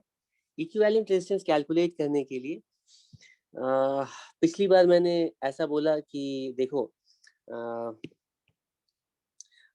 वाई एक्सिस सिमेट्री एग्जिस्ट कर रही है, तो ये तीनों पॉइंट सेम पोटेंशियल पर है, इनको ज्वाइन कर दो। ठीक, ज्वाइन जैसे ही हमने ज्वाइन किया, सारे रेजिस्टर सीरीज पैरेलल में आ गए, सिंप्लीफाई करके इक्विवेलेंट रेजिस्टेंस की वैल्यू आ गई। अब मैं कह रहा हूँ कि ऐसा करते हैं, ठीक है, ये सारे पॉइंट सेम पोटेंशियल पर हैं, सर्किट में यहाँ पर वाई एक्सिस सिमेट्री एग्जिस्ट कर रही है। ठीक है, ये वाला जो पार्ट है ना, इसको थोड़ा क्लोजली ऑब्जर्व करो। यहाँ पर जो सर्किट है ना, ये जो सर्किट है इसकी शेप कुछ यूं है, ऐसे कि मैं इसको थोड़ा मॉडिफाई करके बना, ये वाला पार्ट है, तो ये पॉइंट और ये पॉइंट, ये तीनों पॉइंट हमारे सर्किट में वाई एक्सिस में आ रहा है और ये तीनों ऑलरेडी जॉइंट है। तो वाई एक्सिस सिमेट्री कहती है कि अगर पॉइंट्स का पोटेंशियल सेम है तो उनको ज्वाइन करो, कोई चेंज नहीं आएगा, सेपरेट करो तो भी कोई चेंज नहीं आएगा। क्यों? क्योंकि अगर ज्वाइन कर सकते हैं तो सेपरेट क्यों नहीं कर सकते हैं? जो ज्वाइन की ऑलरेडी ज्वाइन की उनको सेपरेट भी कर देंगे तो भी एक ही बात है ना। तो मैं कह रहा हूँ कि इस बार ना मैं ज्वाइन नहीं कर रहा हूँ सारे पॉइंट्स को, मैं इन दोनों पॉइंट्स को जो कि ऑलरेडी सेंटर से जॉइंट थे, क्योंकि इन दोनों का पोटेंशियल सेम है, तो इसको मैं सेपरेट कर दे रहा हूँ। इसको मैं सेपरेट कर दे रहा हूँ। सेपरेट करने के बाद जो सर्किट है ना वो कुछ ऐसी हो गई है। और जैसे ही तुम इन तीन पॉइंट्स को वाई एक्सिस सिमेट्री अप्लाई करके सेपरेट करोगे तो अब फिर से सारे रेजिस्टेंस सीरीज और पैरेलल में है। और अगर सीरीज पैरेलल में है तो इक्विवेलेंट रेजिस्टेंस तुम डायरेक्टली कैलकुलेट कर सकते हो। ठीक है, तुम ट्राई करो, आ जाए। तुम देख सकते हो ये 1 और 1 क्या होगा, ये 2 हो गया, और 2 ये 2 हो गया, और इन दोनों का ये दोनों पैरेलल में आ जाएंगे, तो पैरेलल में आने के बाद इन दोनों का कितना हो जाएगा 2/3। ठीक है, और ये अगर 2/3 आ गया और ये 1 है और ये 1 है, तो ये 1 1 और 2/3 ये तीनों सीरीज में आ जाएंगे। तो इनकी वैल्यू कितनी हो जाएगी 2/3 + 2।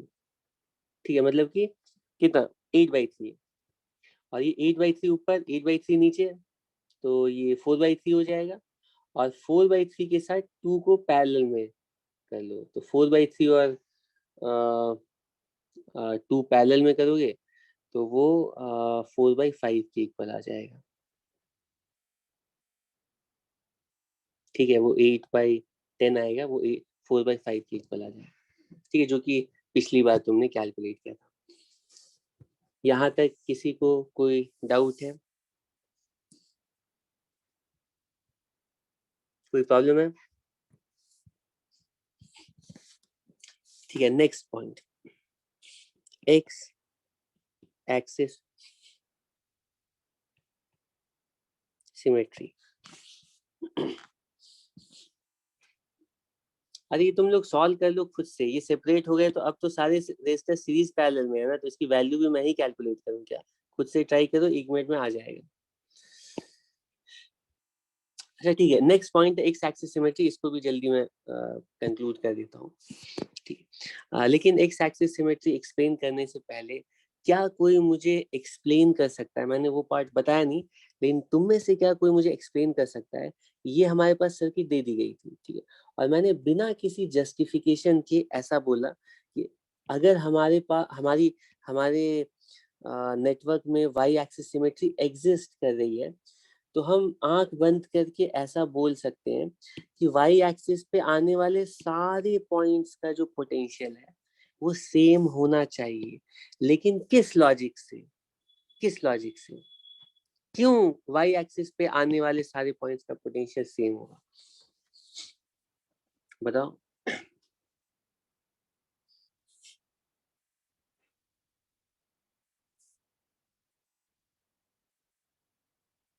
कोई जस्टिफाई कर सकता है? बिल्कुल सिंपल सा आर्ग्यूमेंट है, बिना सर्किट को सॉल्व किए हुए, बिना।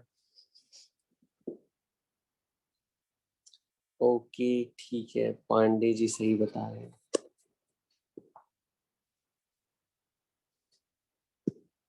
कोई जस्टिफाई कर सकता है? क्यों सेम, कैसे कह सकते हैं कि सेम ही होना चाहिए? दिखने में तो लग रहा है ठीक है सिमेट्रिक पॉइंट है तो हो सकता है, लेकिन हम जस्टिफाई कर सकते हैं क्या?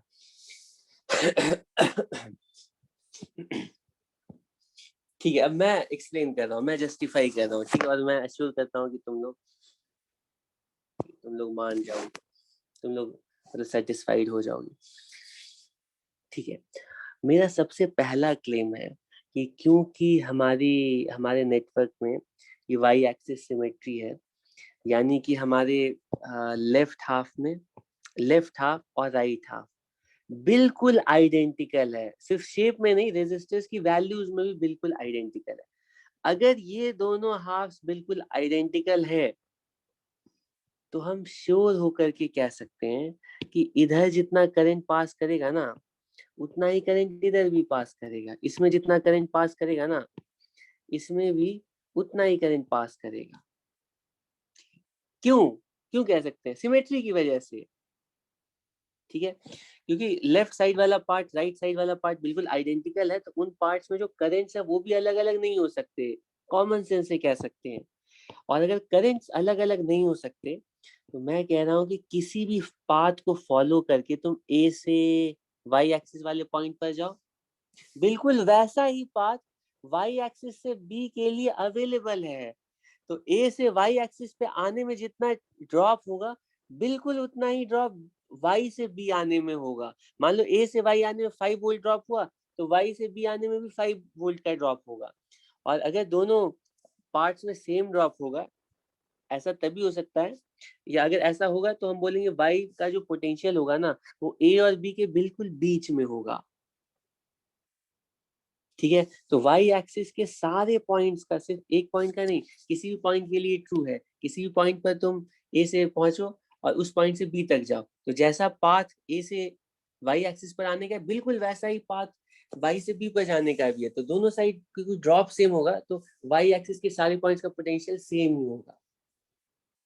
ठीक है, और अगर पोटेंशियल सेम होगा तो हम उनको ज्वाइन कर सकते हैं, सेपरेट कर सकते हैं। ठीक है, नेक्स्ट सिमेट्री है एक्स एक्सिस सिमेट्री। तो ये एक्स एक्सिस सिमेट्री वाला पॉइंट कहता है कि अगर हमारे पास कोई ऐसा सर्किट है जिसमें कि एक्स एक्सिस सिमेट्री एग्जिस्ट कर रही है। ठीक है, अगर हमारे हमारे पास कोई ऐसा सर्किट है जिसमें कि एक्स एक्सिस सिमेट्री एग्जिस्ट कर रही है। ठीक है, जैसे कि ये सर्किट है। तो इसको समझने के लिए फुल कंसंट्रेशन चाहिए। अगर कंसंट्रेशन नहीं है तो पढ़ाने का कोई फायदा नहीं। अभी रोक देता हूँ मैं, 5 मिनट से ज्यादा नहीं लगेगा, लेकिन 100% कंसंट्रेशन के साथ। अगर हमारे पास कोई ऐसी सर्किट है जिसमें कि एक्स एक्सिस सिमेट्री एग्जिस्ट कर रही है, जैसे कि ये वाली, अगर एक्स एक्सिस सिमेट्री एग्जिस्ट कर रही है, तो इक्विवेलेंट रेजिस्टेंस कैलकुलेट करने के लिए ये पांचवा पॉइंट एक्स एक्सिस सिमेट्री वाला कहता है कि सर्किट में, सॉरी नेटवर्क में, अगर एक्स एक्सिस सिमेट्री है तो वो सारे नोड्स, अच्छा इस बार ये एक्स एक्सिस सिमेट्री वाला पॉइंट ये नहीं कहता है कि एक्स एक्सिस के सारे पॉइंट सेम पोटेंशियल पर होंगे, वो तो हो ही नहीं सकते ना। ये सारे पॉइंट सेम पोटेंशियल पर तो नहीं है, वो तो तुम्हें दिख ही रहा है, क्योंकि इन्हीं के अक्रॉस तो पोटेंशियल डिफरेंस अप्लाई किया गया है। तो इन सारे पॉइंट्स का पोटेंशियल सेम नहीं है, वरना तो करंट भी नहीं फ्लो करेगा। ठीक है, एक्स एक्सिस सिमेट्री वाला पॉइंट कहता है कि सर्किट में एक्स एक्सिस सिमेट्री होने के बाद हमारे नेटवर्क में वो सारे नोड्स जो कि एक दूसरे का मिरर इमेज है, जैसे कि ये वाला पॉइंट और ये वाला पॉइंट, ये दोनों ना एक दूसरे का मिरर इमेज है। मैं एक्स एक्सिस सिमेट्री की बात कर रहा हूँ, अभी सिर्फ वाई एक्सिस भूल जाओ, हम एक्स एक्सिस सिमेट्री अप्लाई कर रहे हैं। तो एक्स एक्सिस सिमेट्री वाला पॉइंट कहता है कि वो सारे पॉइंट जो कि मिरर इमेज है, यानी कि ये और ये, ठीक है, ये दोनों एक दूसरे का मिरर इमेज है। उसी तरह से ये वाला पॉइंट और ये वाला पॉइंट, ये दोनों पॉइंट्स एक दूसरे का मिरर इमेज है। ठीक है, तो एक्स एक्सिस सिमेट्री वाला पॉइंट कहता है कि वो सारे पॉइंट्स जो कि एक दूसरे का मिरर इमेज है, ये मिरर इमेज वाले पॉइंट्स का पोटेंशियल बिल्कुल सेम होगा। मतलब इस पॉइंट का पोटेंशियल और इस पॉइंट का पोटेंशियल, इन दोनों का पोटेंशियल बिल्कुल सेम ही होगा। लाइक वाइज ये वाला पॉइंट, इन दोनों पॉइंट्स का भी पोटेंशियल बिल्कुल सेम होगा। ठीक है, पोटेंशियल सेम क्यों होगा? बिल्कुल सेम लॉजिक से कि इस पॉइंट पर जो ड्रॉप होगा उतना ही इधर भी ड्रॉप होगा। और अगर मिरर इमेज वाले पॉइंट्स का पोटेंशियल सेम हो गया, तो उनको तुम ज्वाइन कर दो, सेपरेट कर दो, एक ही बात है। तो ये पॉइंट क्या कहता है? इफ अ सर्किट, ठीक है, if a circuit exhibits x axis symmetry, इसको लिखूं या छोड़? If a circuit exhibits x axis symmetry, ये राइटिंग ऐसी है कि लिखना और ना लिखना वो सेम नहीं है। Circuit exhibits x axis symmetry, image points image points have same potential.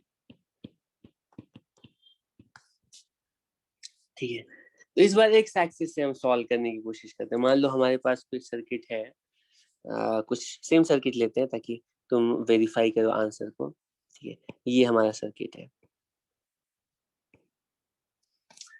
तो ये सर्किट थोड़ा अच्छे से बनाना पड़ेगा,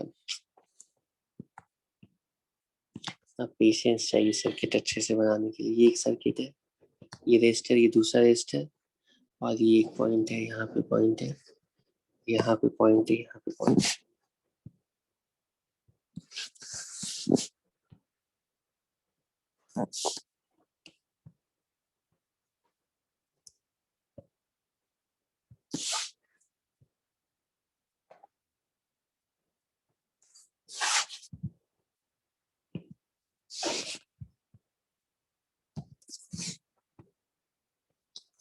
ठीक है, बन गया, सही बना। ठीक है, एक्स एक्सिस सिमेट्री है, और इस बार सर्किट को हम सॉल्व कर रहे हैं लेकिन एक्स एक्सिस सिमेट्री से। तो इन सब सारे पॉइंट्स का मैं नाम रख देता हूँ ताकि थोड़ा आसान हो इसको सॉल्व करना। इसका नाम रख देते हैं 1 2 3 4 और ये 5।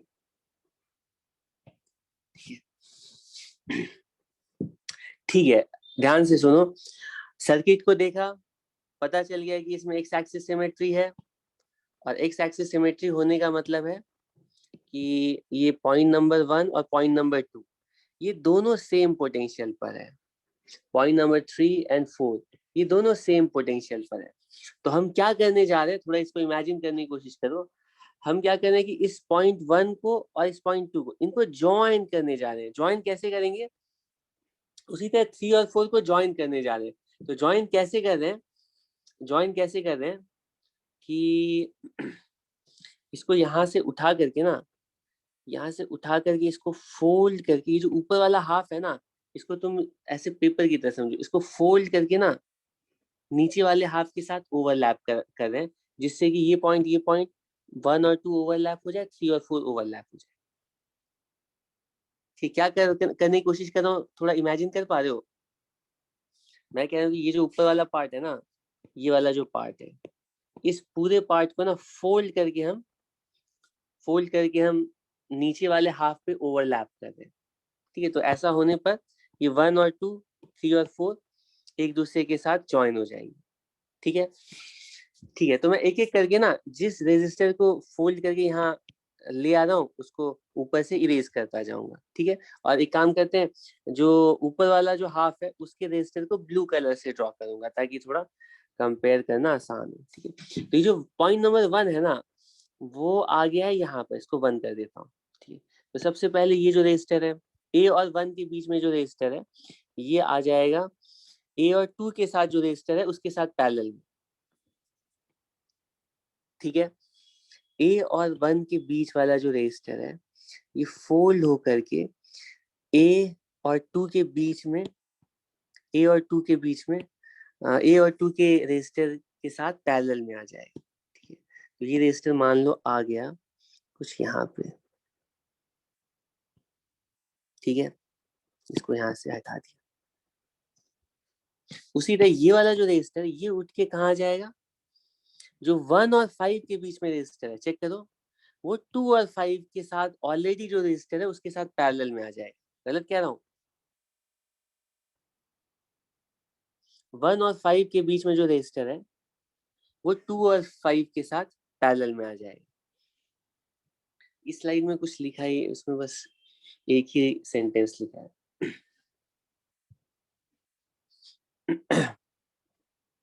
तुम लोग देखो, अगर मुझे अलग टाइम दे पाओगे तो तुम अच्छी बात है, अब टाइम नहीं दे पाओगे तो थोड़ा तो कुछ ना कुछ तो करना ही पड़ेगा ना, ऐसे कैसे चलेगा।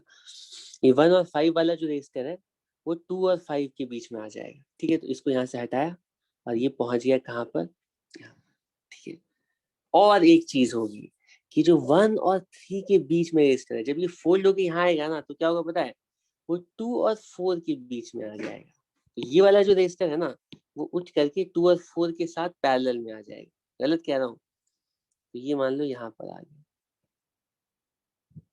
ठीक है, और ये यहाँ से गायब। और ये जो पॉइंट 1 है ना, वो बचा नहीं, पॉइंट 1 यहाँ पे आ गया। ये पॉइंट और 1 और 2 सेम पॉइंट बन गए।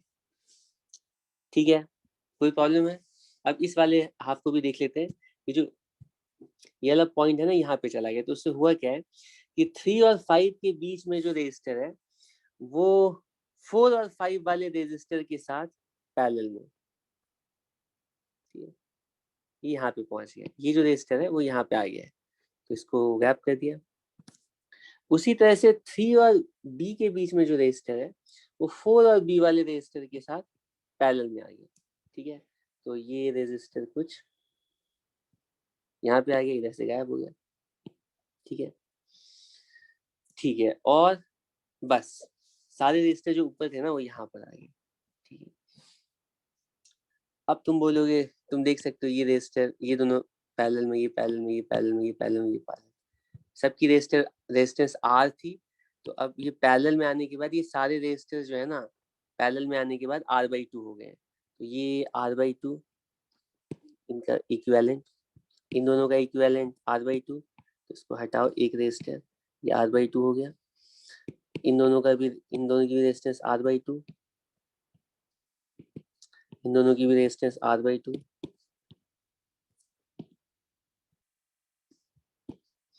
और इन दोनों के लिए भी R/2। ठीक है, और ये तो R है ही, ये तो R है। ठीक है, अब इसको आगे हम कोशिश करेंगे सिंप्लीफाई करने की। तो फिर से यहाँ पर अभी भी कोई रेजिस्टर सीरीज पैरेलल में नहीं है, तो हम डायरेक्टली इसको ऐसे सॉल्व नहीं कर पाएंगे। तो इसमें हमें वाई एक्सिस सिमेट्री अप्लाई करनी ही पड़ेगी। और वाई एक्सिस में मैं क्या कर रहा हूँ, ये वाला जो पॉइंट है ना, इसको सेपरेट कर दे रहा हूँ। तो ये वाला जो पार्ट है ना, ये कुछ ऐसा हो जाएगा। और जैसे यूं होगा तो तुम सारे रेजिस्टर ये सीरीज में, फिर इसके साथ पैरेलल में, ये तीनों सीरीज में, और ये तीनों इसके साथ पैरेलल में, और इक्विवेलेंट रेजिस्टेंस की वैल्यू 4R/5 की इक्वल आ जाएगी। कोई प्रॉब्लम? ठीक है, तो चलते चलते एक क्वेश्चन सॉल्व कर लेते हैं असाइनमेंट के तौर पर। ये हमारे पास सर्किट है, कि जिस सर्किट से हमने स्टार्ट किया था उसी को ए और बी के बीच में सारे रेजिस्टर्स आर है। ए और बी के बीच में इक्विवेलेंट रेजिस्टेंस कैलकुलेट करनी है। इसका आंसर बताओ जल्दी, थोड़ा जल्दी जल्दी बताओ। सारे resistors are,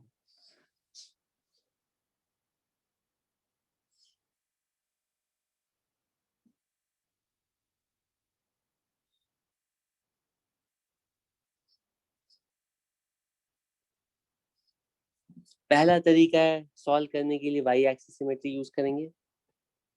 Y axis symmetry use करके बोलेंगे इन सारे पॉइंट्स का पोटेंशियल सेम है, तो इनको ज्वाइन भी कर सकते हैं, सेपरेट भी कर सकते हैं। लेकिन हम बोलेंगे कि क्योंकि इन सारे पॉइंट्स का पोटेंशियल सेम है, तो ये एक्स और वाई को देखो, एक्स और वाई का पोटेंशियल सेम है। क्योंकि सेम है तो ये वाला जो रेजिस्टर है ना, इसके अक्रॉस कोई करंट नहीं पास होगा, तो इसको हम हटा देंगे, सेपरेट कर देंगे, कोई फर्क नहीं पड़ता है। अब सारे पैरेलल सीरीज में आ जाएंगे। तो ये 2 हो गया, ये 2 हो गया, 2 और 2 पैरेलल में 1 हो गया, और ये 1 और 1 पैरेलल में हाफ। मेथड नंबर 2, इसको सॉल्व करने के लिए दूसरा तुम क्या कह सकते थे, इसको वाई एक्सिस सिमेट्री की जरूरत नहीं है। तुम सोचोगे अगर हम सिर्फ इस पार्ट को देखें, सिर्फ इतने से पार्ट को, तो ये one of the most familiar circuits है। ये व्हीट स्टोन ब्रिज है, क्योंकि सारे रेजिस्टर्स आइडेंटिकल है, बैलेंस व्हीट स्टोन ब्रिज है। इसमें ब्रिज रेजिस्टर के क्रॉस कोई करंट नहीं पास करेगा, इसको हटा दिया। और इसके लिए इक्विवेलेंट रेजिस्टेंस सब कैलकुलेट कर सकते हो, उसके साथ पैरेलल बनाएगा, इक्विवेलेंट रेजिस्टेंस हाफ हो जाएगा। ठीक है, कोई प्रॉब्लम है इसमें? ठीक है, अगर ये क्वेश्चन समझ में आया है तो ये दूसरा क्वेश्चन है, इसको ट्राई करो। ये देखते हैं कितने लोग सॉल्व करते हैं।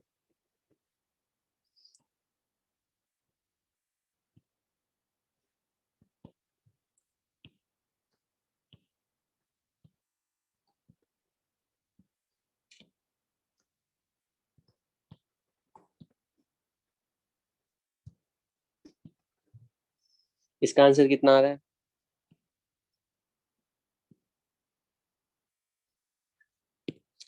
ए और बी। पहले पॉइंट पूछ लिया करो किसके बीच में इक्विवेलेंट रेजिस्टेंस कैलकुलेट करनी है, सीधा मत कैलकुलेट करना।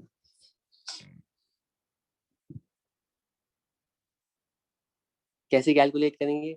वाई एक्सिस सिमेट्री अप्लाई करेंगे तो ये सारे पॉइंट्स सेम पोटेंशियल पर है, तो हम बोलेंगे इन इसके अक्रॉस कोई करंट नहीं जाएगा, तो इसको हटा दिया, इसको हटा दिया। अब सारे रेजिस्टर्स सीरीज पैरेलल में होंगे। सिंपल है, ठीक है। ये वाला सर्किट है, इसको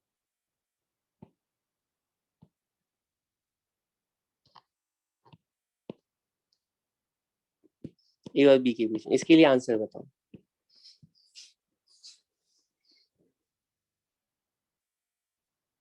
वाई एक्सिस सिमेट्री है, इसको लगाने की जरूरत ही नहीं है। 2 2 2 2/3, ठीक है। और एक क्वेश्चन इसको भी चाहो तो ले लो। ये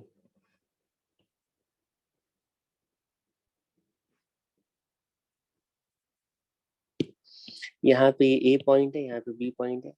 ए और बी के बीच में पूछा गया है कि इक्विवेलेंट रेजिस्टेंस कितनी होगी। मतलब अगर इन दोनों के बीच में तुम ऐसे बैटरी लगाते हो ऐसे करके, तो फिर तुम्हें इक्विवेलेंट रेजिस्टेंस कितना फील होगा? सारे रेजिस्टर्स 1 ओम के हैं।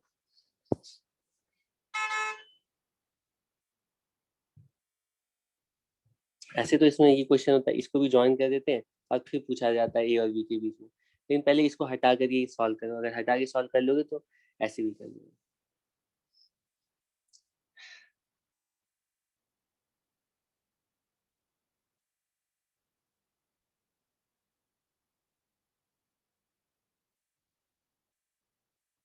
बताओ क्या अप्लाई करेंगे इसमें, कौन सा मेथड अप्लाई करेंगे बताओ।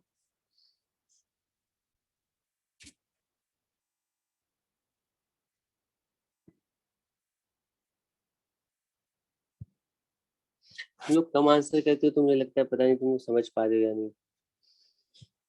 अगर नहीं समझे तुम लोग बताओगे। उबैर वेरी गुड। ठीक है, तो यहाँ पे तुम इसको ज्वाइन करोगे, ये एक्स एक्सिस है और इसका जो बाइसेक्टर होता है वो वाई एक्सिस। तो वाई एक्सिस सिमेट्री तो नहीं है लेकिन एक्स एक्सिस सिमेट्री है। और एक्स एक्सिस सिमेट्री होने का मतलब क्या पता है?